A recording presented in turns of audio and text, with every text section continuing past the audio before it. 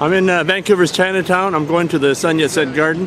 Today's the book launch for the Yucho Chow photography historical book. This book contains Yucho Chow's photographs taken in his studio of his customers who had their pictures taken over many years. He was a pioneer photographer in Vancouver's Chinatown. Today I'm in Chinatown. I'm going to a slideshow exhibit. I attended all three book launch presentations because I happen to be a volunteer. So this, in my opinion, is the best one.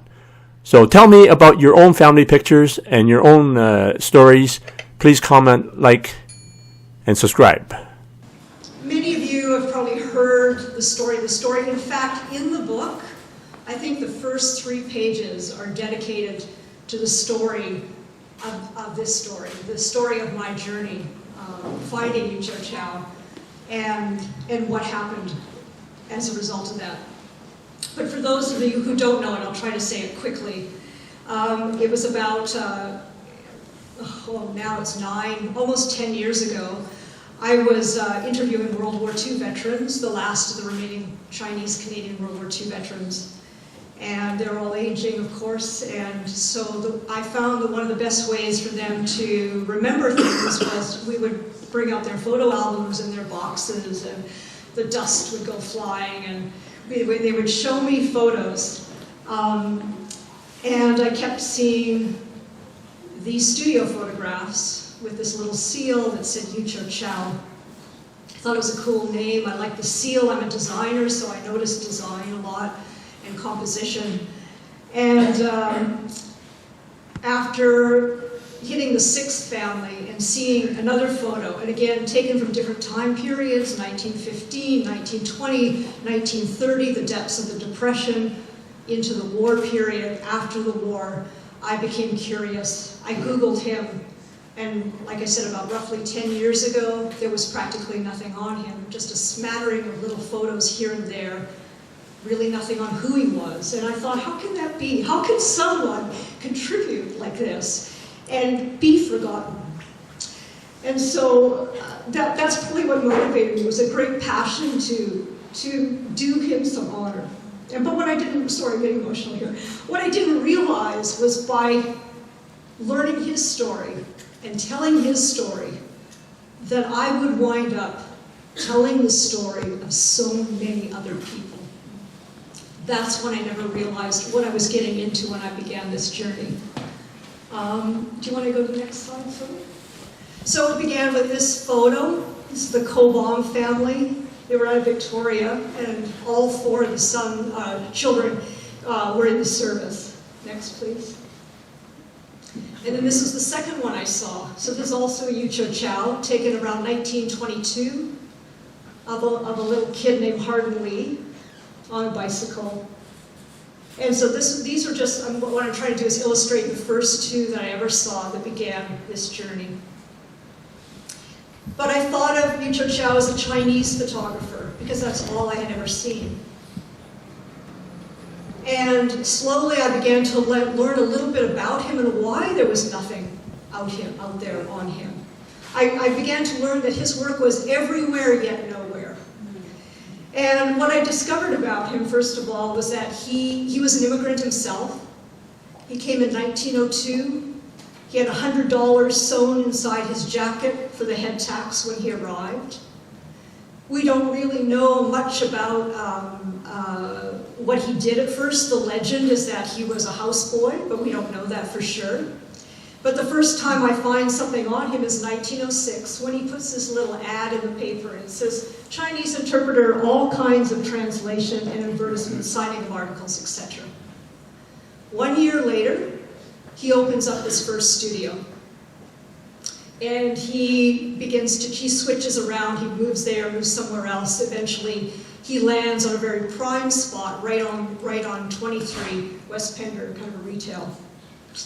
And he runs this business from 1907 to 1949. And just to remind you of what a remarkable period of time that was in history, we have to remember that 1907, the race riots, there were the head tax. We went through the First World War, we went through the Spanish flu, we went through the Chinese Exclusion Act, we went through the Great Depression, we went through a Second World War, we went through the winning of citizenship for Chinese and also South Asians.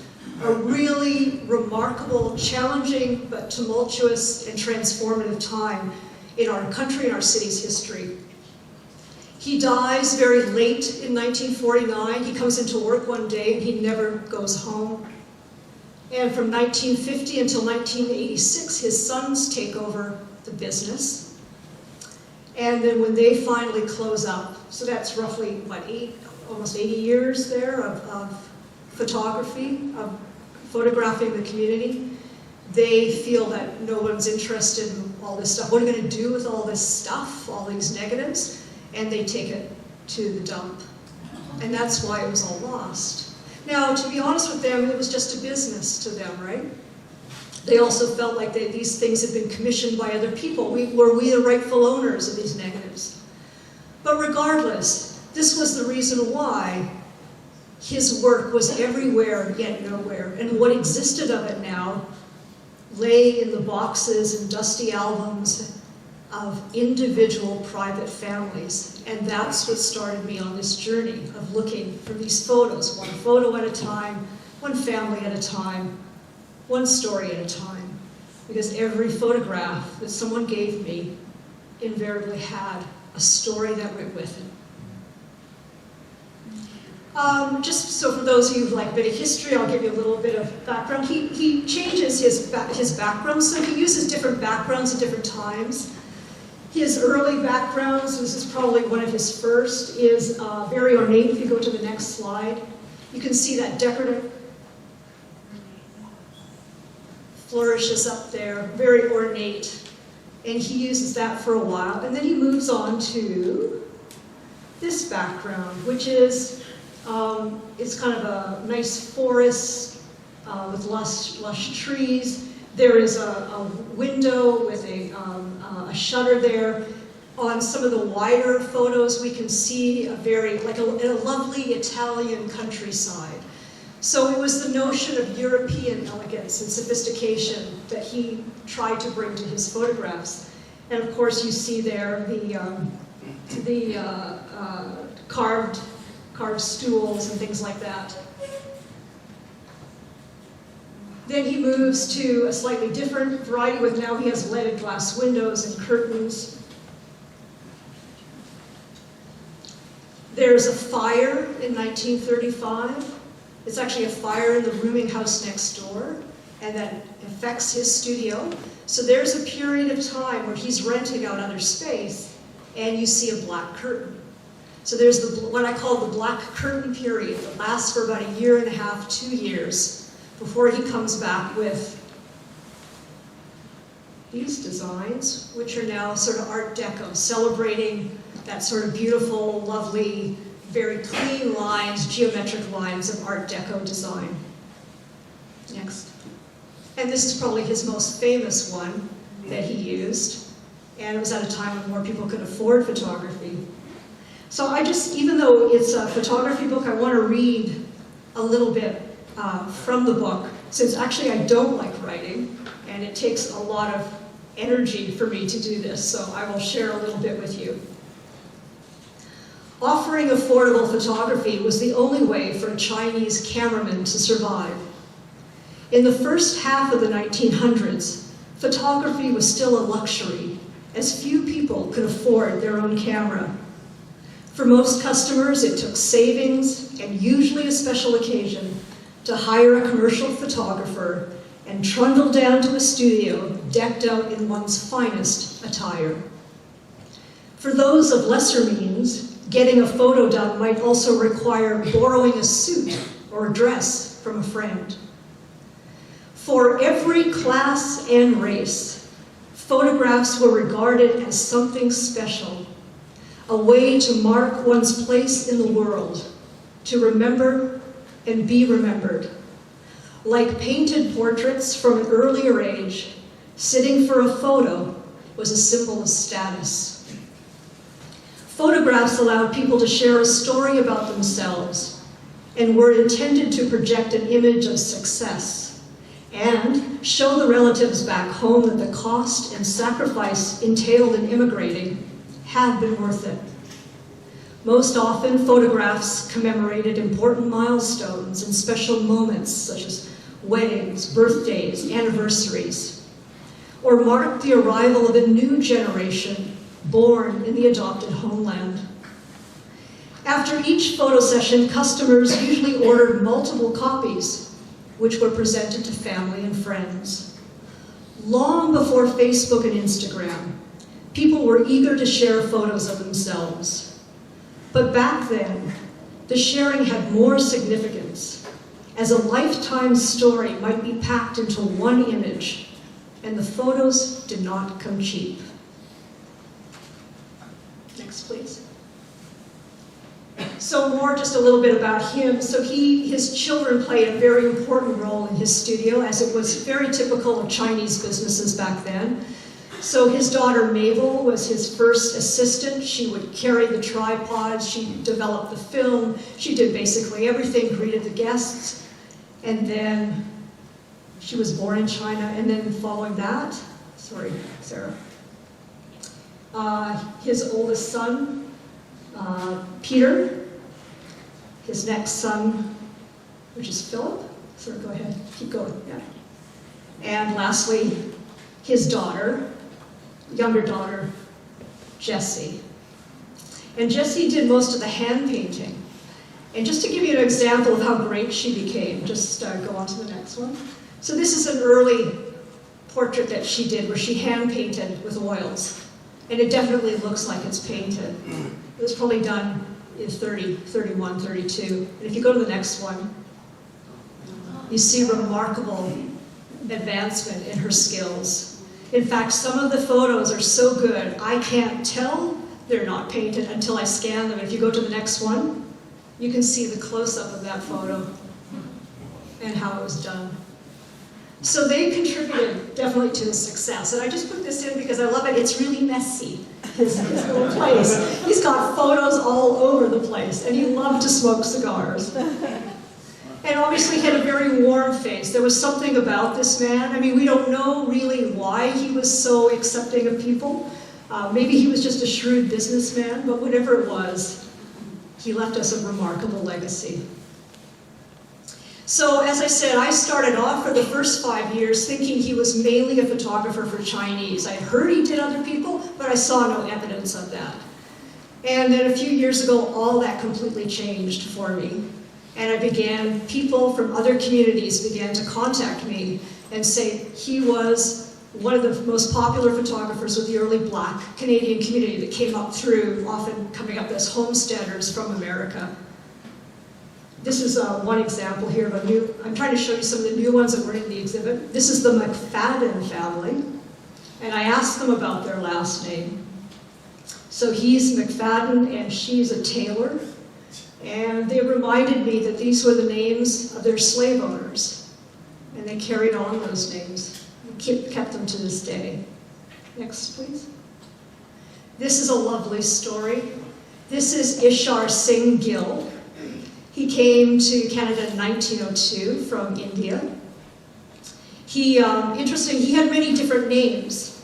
So his name was Yat-Sen Singh Gill, but he ran a little business delivering firewood to people's homes. And the name of that little company was Patterson and Wood Products, or Wood Fire, whatever. And so all the white people called him Patterson. But interestingly to the government, and all his other documents and his tax receipts and things that he paid for levies were Hindu number 10. That was his name. That's all he was called. But what I really thought was remarkable about that photo is that dog. He loved that dog, and that dog went with him everywhere when he went to make deliveries of firewood. And that dog's name was King. And now every dog owned by the Gill family since then has been named King. What a lovely story. Right? Keep going. As I said, I discovered how much that Yucho Chow took photos of mixed race families. You want to continue on? And this is the Grant family, a mixed race family, Chinese and Musqueam. Next. All the way to major politicians like Sun Yat-Sen, to actors, vaudeville acts, all sorts of different people. Go ahead, next. So the book itself is organized by themes of portraits, families, associations, entertainers, soldiers, etc. But I want to take a different look at some of these photos tonight from a different point of view and show how, as you spend enough time with this, you begin to notice these patterns. I mean, this is well known in history, but you really get to see the physical evidence of some of these things that we've always talked about. So what for me was interesting was in the whole collection, of which there are now 500 images from across different communities, is how many are of men alone, especially Chinese men. And of course that reminds us of the Exclusion Act and the head tax, where they were basically living here as little solitary islands, far away from home. Often men are taken together. This was taken during the Depression. So money would be tight. So often in the Depression you see photos of two men together. So they pool their money together to get a photo done and to be able to afford it. And these photos, of course, many of them ended up back home. And it's what was remarkable, not remarkable about Yucho Chow, but one of the stories I liked about him was that he kept a little box of props. So he could lend you a pocket watch, he could get all different kind of fountain pens you could wear, other kinds of things like candlestick phones, all these kinds of things that added to the kind of story you were trying to tell people back home. You invested in me, look how well I'm doing. Just another one. And even for many Eastern Europeans. So there are a number of Eastern European single men, again, who often would have to work here, saving 8, 9, 10 years to bring over their families. They were at a slight advantage in that they could actually hope to bring them over. And of course, this distance is reflected in the many pictures that are actually two different pictures put together, early Photoshop. So the woman on the left and the child are superimposed into a shot that was taken here at Yucho Chow Studios. Next. This fellow, so it's the woman sitting on the left with the baby, and then this little girl on this side. And it was sort of a way to be united. Even if we couldn't be, we could at least be with photos, which were so precious. This was the only reminder you would have of somebody is this visage that you would see on this piece of paper. And it's another example again, and mainly it's the Eastern Europeans, the ones coming from the Ukraine. And many of them told me, quite interestingly, so one fellow, Ukrainian background, said, hey, yeah, we were white, but in the pecking order of things, we were considered at the bottom here because we had strange names, we had heavy accents, we were considered peasant class. So we weren't necessarily treated that well either. Clothing is another thing. Now, being a woman, of course, I notice clothing, but it's really interesting to see some of the trends and things that people do and what they remember about their clothing too, especially those that are still alive. So this is lovely. In some of the photos, people kind of reverting back to what would be the outfits they would have back home is what's considered to look good in status. Next one. Same here, where she's wearing a little silk outfit. Next. And here's an example, though, of two men who are now wearing suits. Now, this is another Depression photo. And if you look carefully, you'll see how ill-fitting that suit is. And we know he borrowed it from somebody. And he's probably purposely sitting down as a way to avoid showing. And you can tell by their shoes look dusty. And even the other guy's suit doesn't fit. And it's really remarkable to notice these little details in the photo. have, of course, those who are trying to make the transition to kind of a more Western style dress, like these three young women. And this fellow here, and I just want to stop on him for a moment. He's very interesting, Samuel Jagat Singh. He was one of the few Sikhs that converted to Christianity.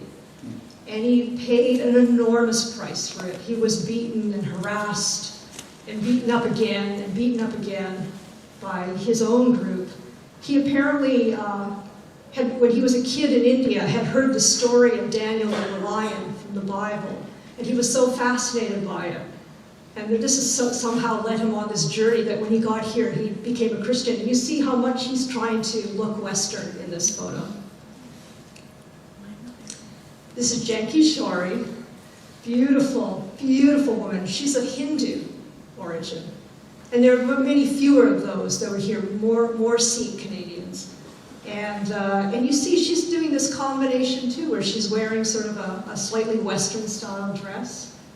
She has many claims to fame, but one of them is that she was the first to introduce Bollywood films into the Vancouver area. Oops. Oh, this is the Johal family. Now another thing I noticed was how often what somebody is wearing or what a child is wearing actually says something about the times that they're in. So the Johal family, he's a sawmill operator, works in a sawmill, but his son on the very end there, you notice he's wearing a little aviator helmet and glasses. This is taken in 1934. And that was the time when Charles Lindbergh, Amelia Earhart, all those kind of celebrity flyers were making the news. And it's interesting to see how that even works its way down into a little family, very poor family, Sikh family. And the boy gets to dress in this. The money is spent on him to have this little outfit. This is Leonard Chow. I wonder when this was taken. So Leonard Chow is actually Yucho Chow's grandson, his first male grandchild, and he gets spoiled too. So here he is, dressed in sort of a little army outfit, and many of you may remember the next one, Air Force uniform from the exhibit. And this one I like. This is the Kwan family. They ran the Ho Ho Chop Suey, famous Ho Ho Chop Suey. And then I noticed that, the kid, the little guy, he's got the holster, and she's kind of like this, pioneer look. And then when I look at the date, it's like 1949, and that's the time Gene Autry is huge in the movies.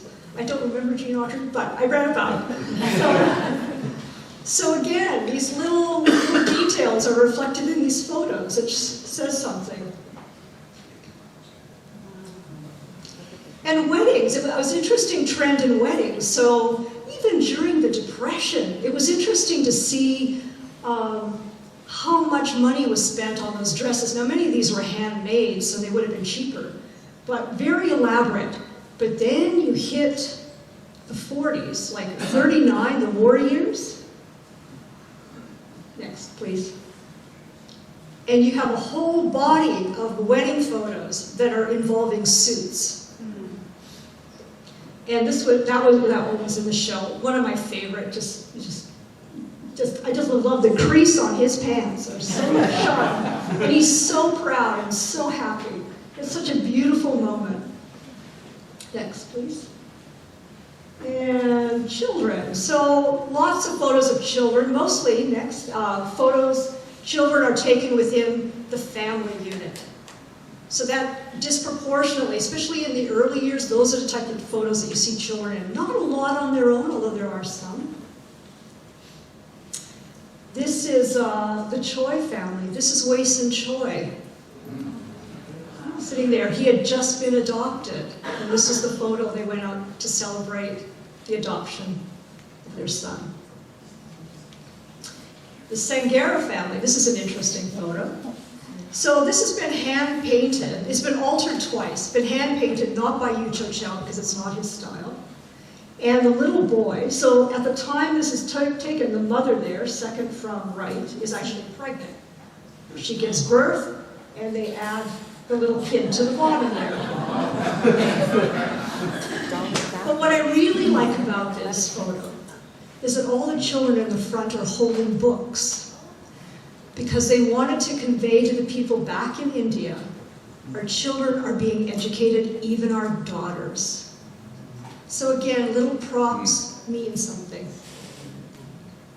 This lady, Jean Wong Grant, is sitting here. It's such a beautiful photo. Jean has her own interesting journey, which we talk about in the book. I just thought it was so beautiful, I had to include it.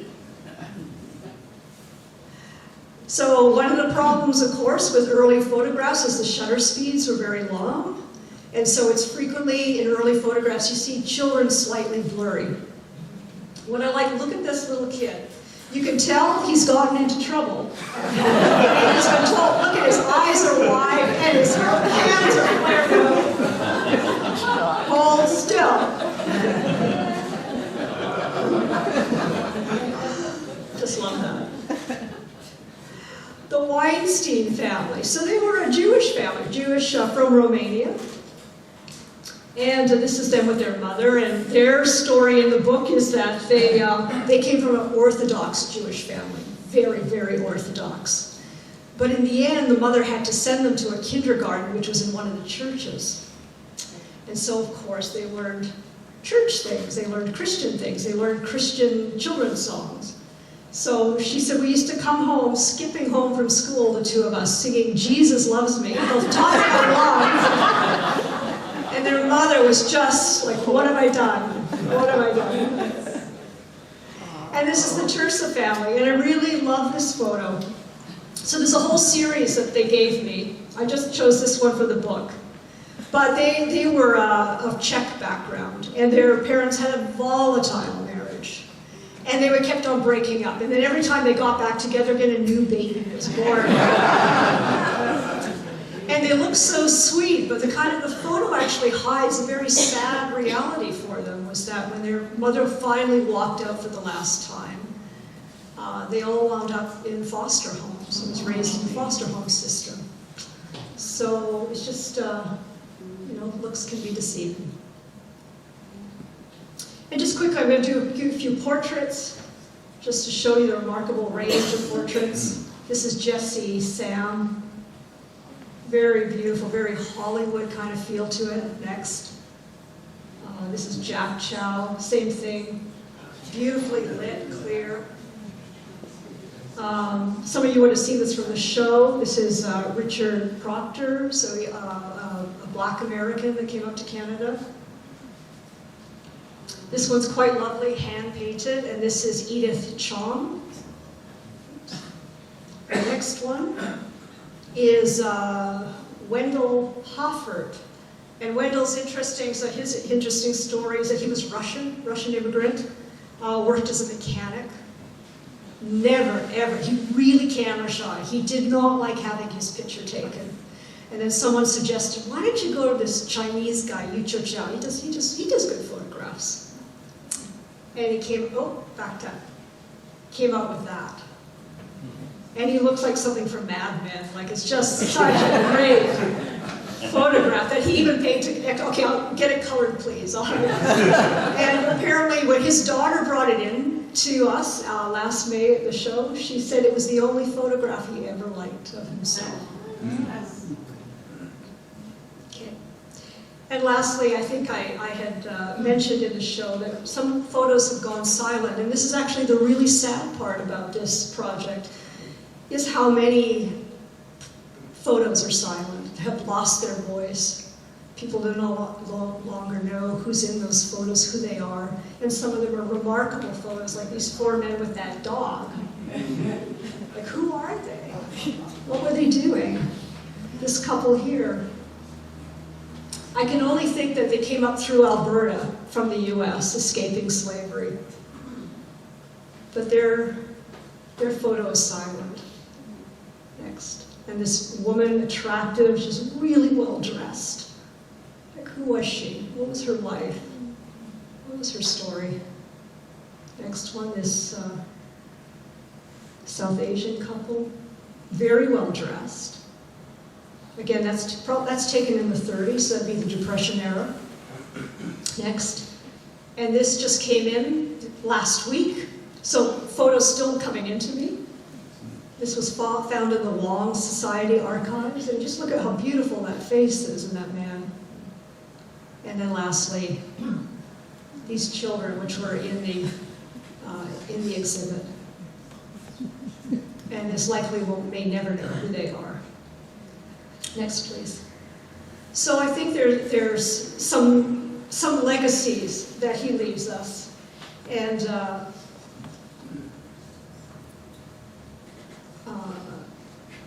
one of them is that I've told many people this, so it took me over 8 years to find 200 photos.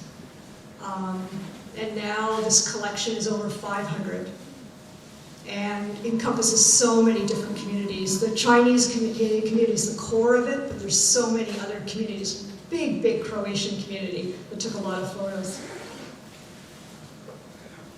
And some of the lessons that I took away, some of the things that really affected me and it made an impression on me.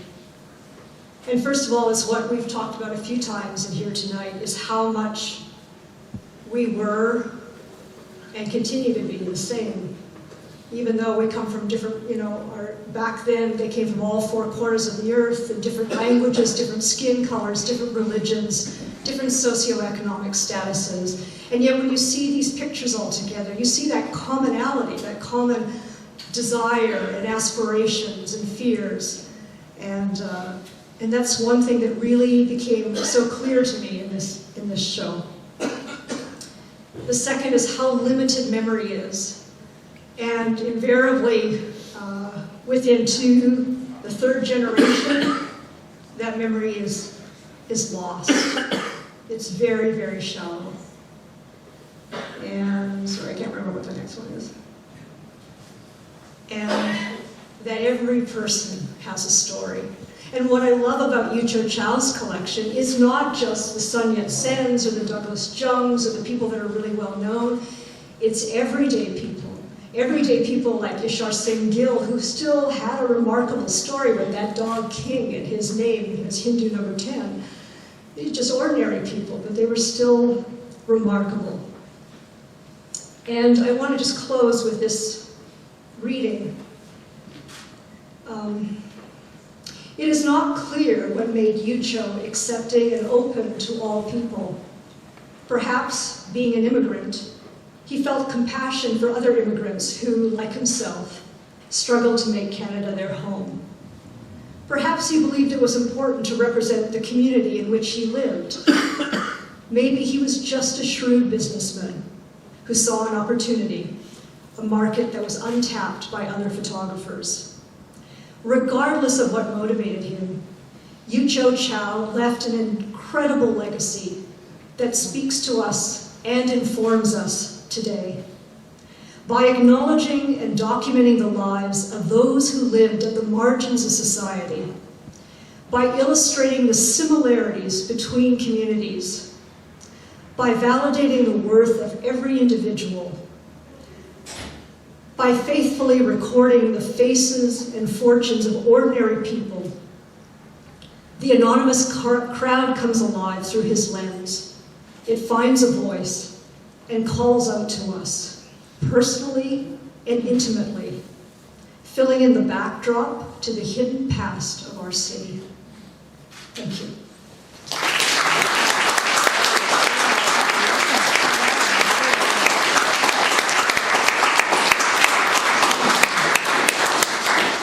And this is a beautiful quote. I don't know how many of you have ever read this quote.